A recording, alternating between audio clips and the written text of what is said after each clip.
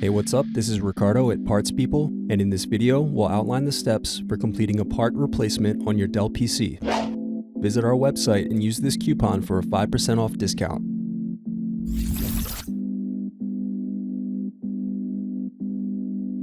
First, slide over tabs and remove battery.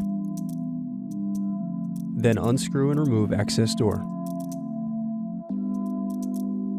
Now remove bottom base screws.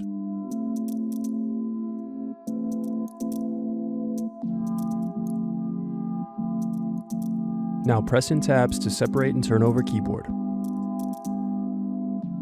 Then disconnect and remove keyboard. Now unscrew palm rest. Then disconnect cables and remove palm rest.